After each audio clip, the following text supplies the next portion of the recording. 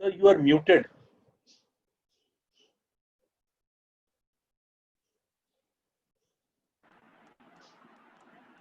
Kindly unmute yourself.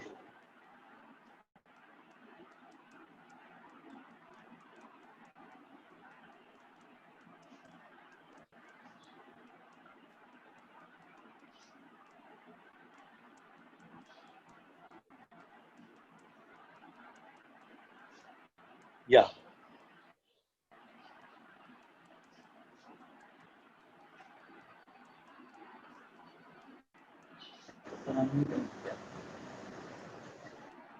क्या कर रहे हैं? हेलो, हाँ जी, हाँ जी, आ रही है। चलो शुरू कर दो, फर्स्ट स्लाइड ले जाओ.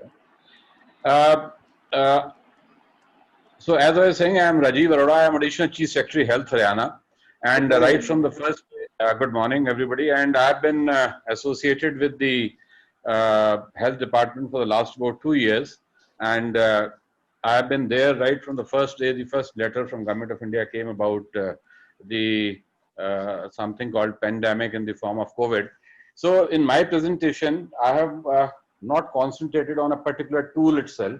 So basically, I would like to say that in the last 6 or so months, so what we have realized is the management of COVID is a much more comprehensive thing.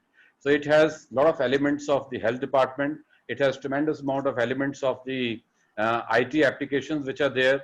There are tremendous amount of elements of the logistics which are there, which have been ramped up in about 4 to 5 months time. Tremendous amount of HR which has been done in the last 5-6 months, and there has been a tremendous amount of challenge which has been there in the form of running the regular medical services, even in the face of COVID, running the regular maternity, child services, immunization services, looking after the OPDs, looking after the normal problems of people, even in the face of facing of the challenge of COVID. And this is what we have tried to do in the last 6 months. And we have tried to see it as a much more than just kind of fighting it as a health emergency. It has been a complete mobilization of resources at all levels. I would say that in my 30 years of service, I've never seen this kind of mobilization of people in all walks of life, in all departments in government and NGOs and civil society, in all kinds of, in rural societies, in urban areas, where people have been kind of working together, and of course with a large number of tools which have been developed by our own IT teams and other things, we have been able to meet this challenge. Now I'll just kind of show you the COVID status in Haryana at a glance. When we talk about Haryana, it's a small state, but then we have a very distinct part. We have about 4 districts, 5 districts which are adjoining Delhi, and they're almost like the parts of Delhi.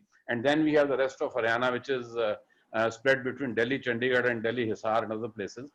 If you find that as a whole, we are doing much better than the national average in everything, whether it is positivity rates, its recovery rate, its case fatality rate. Of course, recovery rate at one time, overall state had also gone up to 85, but due to the second surge in NCR districts, now it has come back to 79.72%. I think we'll again be going to about 80-81%. Case fatality rate has been one of our major areas where we have been able to manage the case fatality rate to 1.03%, despite the fact that some of our neighboring states is having the maximum case fatality rate at 3% in Punjab. And in tests per million also in this particular region, we have been doing pretty well at 66,000 tests per million. But when we see the NCR districts, because people say that Delhi has done a large number of tests, but when you come to the NCR district, we have crossed a lakh tests per million in the NCR districts. Next. So I'll not take up too many things. These are basically the map presentations of the same thing. Next.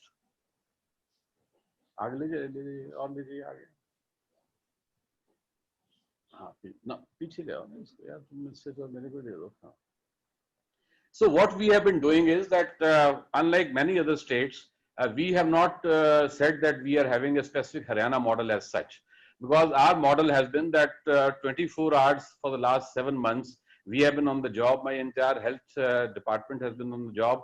The people in the police department and the municipal corporation and the various panchayats and the sarpanches and the municipal corporations, the mobilization of people, they all have been kind of on their toes on this. So what we have tried to do is that we have been kind of making our strategy on almost a weekly basis, seeing that what way and which district, because each district is behaving in a separate way. Just as we say that when we come to the country as a whole, we don't know which state will have a peak at one time. Similarly, when we come to our state also, we don't know when is the peak coming for the different districts at what time. As you would know that the districts of NCR, the National Capital Region, they had their first peak along with Delhi, and now they're also having their second surge along with Delhi when we are having the peaking of many other districts. So the strategy has been on a very weekly kind of basis, and we have been trying to see that how we can maximize the facilities which we have and how we can maximize the forecasting techniques which we have are at our disposal, and what we have been in touch with certain institutions in Delhi also, certain institutions in the medical institutions like PGI and others also, and trying to see that our management of the patients is always ahead of what the active number of cases has been. So I think if I say in the last 6 months, there is only one fortnight where our management and our forecasting, they went a little differently. That was between the 1st of September to 15th of September, because we were not expecting the second surge in NCR district. So the number of active cases which we have projected between 1st September to 15th September, that exceeded by about 20%. And otherwise, in the last 6 months, there has not been even a single time when the availability of our infrastructure has in any way lagged behind of what our requirements have been. And that is how we have been kind of ramping up our environments, ramping up our infrastructure also all through. Next. So of course, these are the testing things we have done. So just to show that, if we go next, please. If we go to the testing status in Haryana, I think from almost 80 tests in April or maybe 30 tests in March, we have now gone to average 26,555 tests every day. In fact, I still remember the first time we had to send our test to the National Virology Lab in Pune, but today we are doing more than 31,000 tests every day and increasing it. The best thing we have done is that, unlike many other areas, we have kept RT-PCR and antigen test ratio at 70:30. We have not let the numbers go up only because of the extensive use of the rapid antigen test. We have kept the 70:30 ratio. The instructions are that at no time should the ratio fall below 65:35. So at any given time, we will have between 65 to 70% RT-PCR test, and 30 to 35 is the rapid antigen detection test, so that the rapid antigen detection test, they can be utilized in those areas where you have to open the economic activity, where you have to go in for immediate opening of the industrial areas, open containment zones, slum areas, and other high population density areas. But generally speaking, you are continuing still with the RT-PCR test. Next. Next.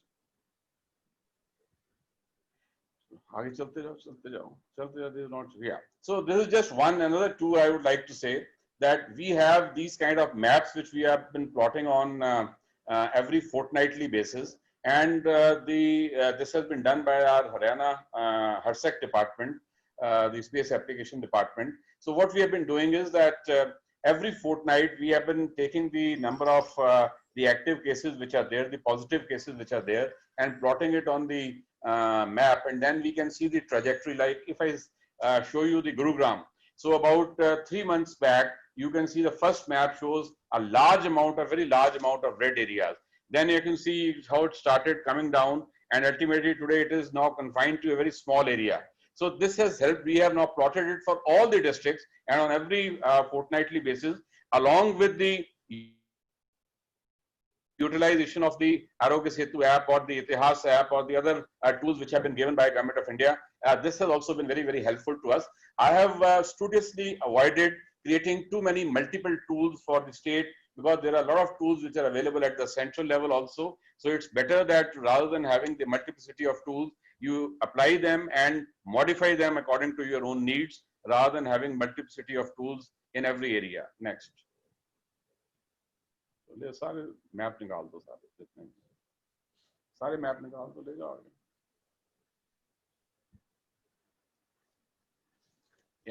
Yeah, so I would say that it's a parallel. Next one. Next. Yeah. So then if we say the strategies for COVID management, so then we have all kinds of, what are the preventive measures? Of course, the preventive measures are the violation of mask wearing, social distances, feedback mechanism has been developed through the unit teams, dissemination of information for public through web portal, engagement of community, RWA. This has been very, very successful in areas like Gurugram and areas like Faridabad, which are very big cities and large number of resident welfare associations there. And then the contact tracing within 72 hours through special cell. In every district, we have special cells which are manned by the cyber experts of the police department, the IDSP, the disease surveillance people from the health department, and the administrative officers, the local state administrative officers. And in consonance with the prevalent rules which are there, after taking due approval through the Home Secretary of all the contacts which have to be traced to the their telephones, we have been able to get almost up to 8.5 to 9, up to even 10 contacts in every positive case traced within 72 hours. Next. I've already talked about the sampling techniques as far as the management is concerned. The patient management, of course, since we saw that about 2 months back, 2.5 months back, there was tremendous amount of problem in Delhi because of the non-availability of beds. Now that is the time when the cases in the NCR region, they started surging up, and that is the time when we developed a very, very strong home isolation system. In fact, we used to call it, we still call it, we call it the meaningful isolation in the home isolation system, where our helpline numbers 1075, they are talking to them. Our RRT teams, the rapid response teams, they are checking on the patients physically once in 3 days, which now we have reduced to 2 days, where the people are being screened on a very, very regular basis to see that they don't develop those symptoms. And in any case, if there is any deterioration of their symptoms, then they should be immediately shifted to the dedicated COVID care centers or the COVID hospitals or the tertiary institutions. And the best thing is that, first of all, a person has to be qualified for a home isolation, and that will depend on the team will go and see that what kind of a separate facility they have for living, whether they have a separate toilet or not, whether there is a separate caregiver or not. If those things are available, only then we go in for giving the permission for the home isolation. And of course, the medical point of view that it should be asymptomatic or low symptoms with comparatively no comorbidities also. So that is why we see that the home isolation has been extremely successful. And in Haryana, the home isolation has been almost 65 to 70% of the total positive cases, which has taken a lot of stress from the health system, which is there, especially the secondary and the tertiary health system. Next. During this period, we also kind of did a lot of recruitments also, regular doctors, regular Ayush doctors. Then all the Ayush doctors have also been drafted for the COVID duties. A lot of engagement of doctors and paramedical staff on honorarium basis, on consultancy basis. Of course, all these ambulances. As I said, that this is a huge exercise where you require tremendous amount of logistics. You don't want that even at one stage there is a shortage of medicines, there is a shortage of, there is no shortage of medicine, there is no shortage of sampling kits. Almost 3 types of sampling kits you require. You first of all require the VTM kits, you require the RT-PCR extraction kits, you require the RT-PCR kits, and then you of course require the antigen testing. So if you have to do so many tests every day, then seamlessly everything has to move. And the manpower to do that also has to be there. And all this has been created in the last 4 to 5 months time. And similarly, the people have to be, the advanced life support system ambulances have to be there.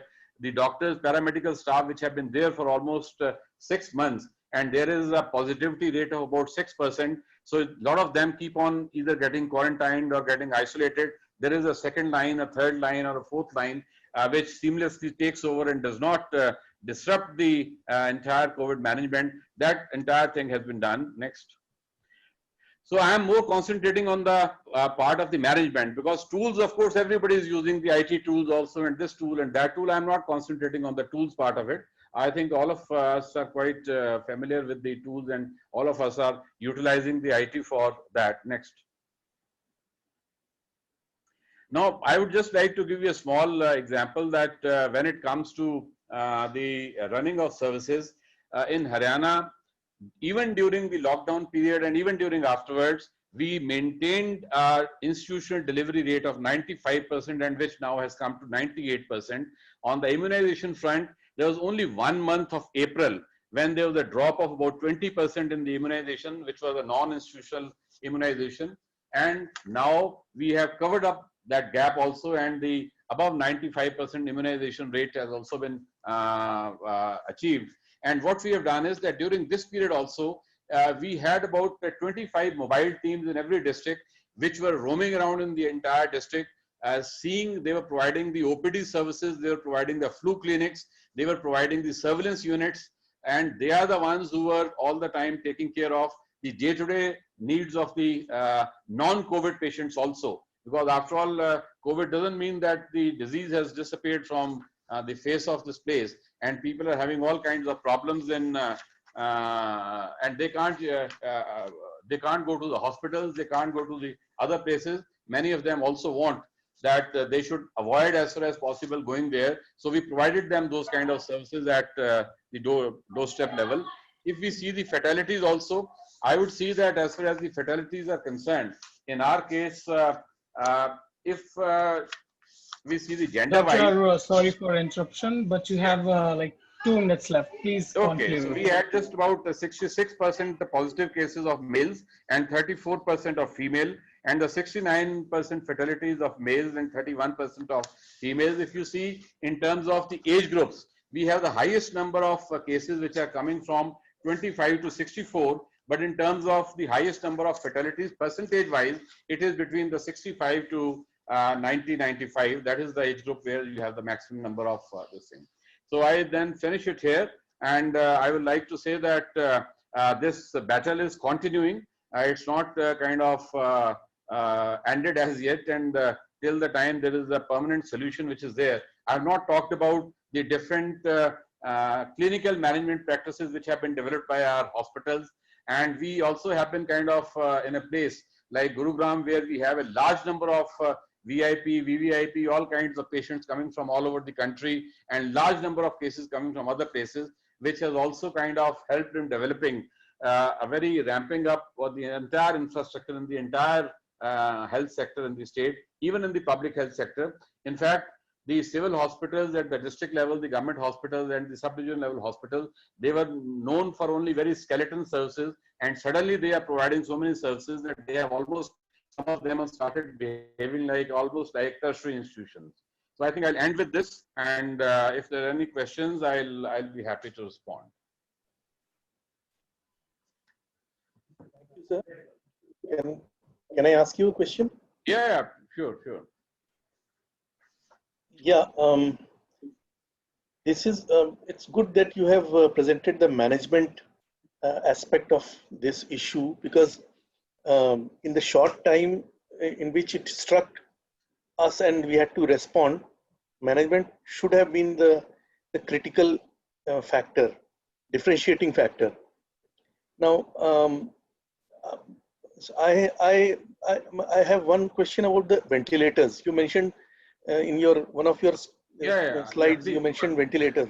Yeah. So have you seen any use of ventilators, or was it something which the Western experience sort of told us, and then we kind of took it up as an important thing to be prepared with? No, I would not say that it is only a kind of Western experience that we have gone in for the ventilators. In Haryana, we have not gone in for too much of additional purchase of ventilators. We were given 400 ventilators by the PM care fund. And apart from that, we just had about 100 ventilators which we purchased from ourselves. Rest everything was what it was earlier. Now the question is that none of these government hospitals in Haryana, which are at the secondary level or at the lower level, they never had even a single ventilator. So during this time, we have equipped all the hospitals with ventilators and also posted people who are running them, the interventionists, anesthesiologists, and all those people. So it has been kind of upgrading of the infrastructure of those hospitals also. From the COVID point of view, primarily the ventilators have been used in the tertiary institutions, the medical colleges and the private corporate hospitals like Medicity or Artemis or PGIMS Rohtak and other places. They are being used, they're definitely being used. But when it comes to the secondary institutions, they have been not used to that extent, but the overall infrastructure of those hospitals has been updated not only for the COVID patients, but also for the non-COVID patients. That I agree with that, but I understand that using a ventilator also required trained healthcare professionals and getting them at short notice is difficult. So how did you manage that? We did three things. First of all, as I said, from the NHM side, right in the beginning, before the ventilators started coming here, we had sanctioned the positions which are required for running the ventilator unit, the interventionist and the anesthesiologist, and wherever those things were not available. Secondly, each medical college was assigned a number of districts. We have about 7-8 medical colleges there, which have very well running critical care units. So each critical care unit of a particular medical college was attached to 2 districts or 3 districts. We have 22 districts in Haryana. The third thing which we did was that there is also e-critical care centers which are run by some of the private corporate hospitals. Where on the e-critical care center, they are directly monitoring from sitting in their corporate hospital, and they have upgraded our ventilator facilities in the government hospital. But as I again said, as far as the ventilators in the government hospitals at the district level are concerned, they have not been used too much as far as the COVID patients are concerned. Primarily, the ventilator units have been used in the critical care centers of the existing medical colleges and the corporate hospitals. So if a patient has gone to that particular criticality, then we have utilized the tertiary care centers. On the secondary side, what we have done is that we had passed an order that each and every bed in Haryana, whether it is at a primary health center or at a community health center or at a government hospital or a sub-divisional hospital, each and every government bed in Haryana will have an oxygen connectivity. So today we have every bed in Haryana having oxygen connectivity. Wherever the bigger hospitals have the oxygen manifolds and other things, the smaller health facilities, they are having the B type and the D type oxygen cylinders which are attached with them. So that gives, you see, there are certain things which also they're very useful from the optics point of view. They're very important from the optics point of view also. If in a particular primary health center, which is in a very small, probably in a village, if the villagers also know, or if the people also know that in this particular primary health center, the oxygen beds are also available, then the level of confidence also goes up a great deal. You see, that is also very important, that sometimes you have to have the equipment also to give a kind of confidence to your population that if need be, you will be immediately provided the oxygen, and if there is a further need, you will be shifted to a critical care facility where if need be, we'll provide you the ventilator also. Yeah. Thank you. Sharma ji, you may like to ask questions. आपको unmute करना पड़ेगा. Sir, आपकी आवाज नहीं आ रही. Sir, I just want to know what is the status of COVID cases in rural areas in Haryana, because in urban centers it has been a very difficult situation. What is the status in rural areas? देखिए sir, ऐसे है कि हमने पीछे एक बहुत detailed sero survey करवाया था सर. तो मैं सीरो सर्वे पे आ जाता हूँ. हमने फर्स्ट राउंड करवाया था पीजीआई चंडीगढ़ के साथ बैठ के, फिर उसके बाद मैं पेशेंट्स के ऊपर भी आपको बताता हूँ. सो सीरो सर्वे में जो हरियाणा का आया है उसमें अभी तक सिर्फ 8% हमारा टोटल जो है वो लोग हैं जिन्होंने एंटीबॉडीज डेवलप की हैं. सो विच मीन्स कि अगर हमारी 2011 की जो पॉपुलेशन है वो 2.54 करोड़ है, तो करीब 22 लाख लोग हैं, और आज की पॉपुलेशन के हिसाब से 26 या 27 लाख आप लगा सकते हैं जिन्होंने वो डेवलप की है. लेकिन इसमें भी अगर हम देखें कि रूरल अर्बन का क्या इशू रेशो है, तो अर्बन में it's about more than 9% and rural में लेस देन 6% है. But if you go to the proper districts, So in a place like Faridabad, 31% urban population hai, and rural population is much less. Similarly, in Gurugram, the urban population is 19%, the rural population is much less. So in most of the places, rural population में जो अभी भी incidence है, वो comparatively कम है, काफी कम है. But that is again a big challenge for us, because you see the question is कि सीरो सर्वे से एक ये भी होता है कि एक तरफ तो जो लोग सारा दिन कम्युनिटी ट्रांसमिशन की बात करते हैं, you can very firmly tell them कि as of today also, despite everything, there is nothing called community transmission in Haryana, because you are still able to locate the context of any positive case. But on the other side, if you have only 8% people who have been affected by COVID as yet, that means that you still have almost 92% people who are still vulnerable. So I would say that the challenge before us now is, and that is where I'll come back to our earlier jury member who talked about the role of ventilators, and I also talked about the oxygen, that is where that tomorrow if the things go in a big way to the rural areas, so the rural infrastructure also has to take care of that. So as Yes. of today, the concentration has been more in urban areas and more in slum areas, containment zones, and Haryana में हमने एक चीज देखी है, हमने पहले दिन से किसी भी तरह की अननेसेसरी कोई भी यहाँ पर वो नहीं लगाया है, लॉकडाउन नहीं लगाए हैं. जिस दिन एक बार गवर्नमेंट ऑफ इंडिया ने लॉकडाउन खोल दिया, हमने भी अपना लॉकडाउन खोल दिया, और उसके बाद इंडस्ट्री पूरी चलाई है, बिजनेसेस पूरे चलाए हैं. इंटरस्टेट बसेस सबसे पहले चलाने वाले हम थे, लेकिन वो बाकी स्टेट्स वाले कहीं हमें अंदर नहीं आने देते थे, नहीं जी अभी रुको. But we have been at the forefront of opening the economic activities, and we think that जितनी इंटेंसिटी के साथ अगर आप अपना उसको कोविड को मैनेज करो, जो भी उसकी फॉल आउट है, जो उसकी कॉस्ट है, उसको अगर मैनेज करो, इकोनॉमिक एक्टिविटी यूज चलनी चाहिए. ये नहीं होना चाहिए कि बेचारे को कोविड से तो कुछ हुआ नहीं हुआ, लेकिन अपना इकोनॉमिक एक्टिविटी ना होने से कहीं और प्रॉब्लम्स हो गई उसकी. So that is what we have strategized. आज से in fact Haryana is one of the few schools states, हमने अपने स्कूल भी जो हैं 9वीं से 12वीं तक के खोल दिए हैं. सो हमारे इंटरस्टेट बसें खुल गई, हमारे स्कूल बहुत सारे खुल गए. आप गुड़गांव फरीदाबाद में जाओ, हमारी इंडस्ट्रियां सारी वहां पे खुली हुई हैं, उनके हम बकायदा एंटीजन टेस्ट रेगुलरली करवाते रहते हैं इंडस्ट्री एसोसिएशन के साथ.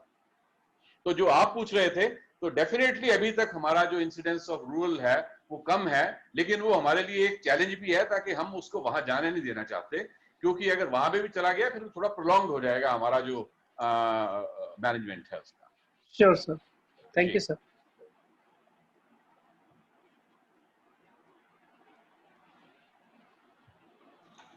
I must say, Dr. Rajiv has given a great presentation. मैं डॉक्टर नहीं हूँ जी, मैं तो एडमिनिस्ट्रेटिव ऑफिसर हूँ.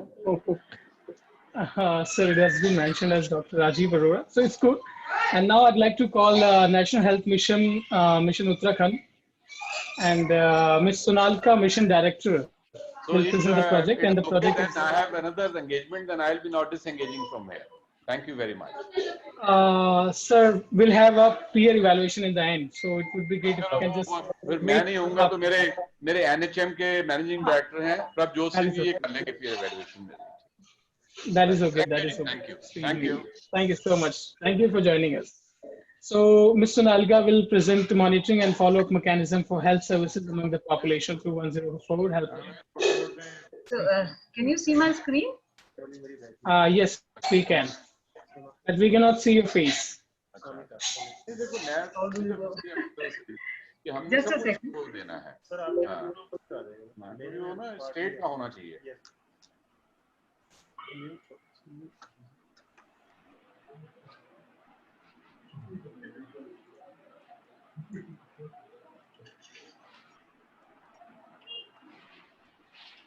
So, can I start now?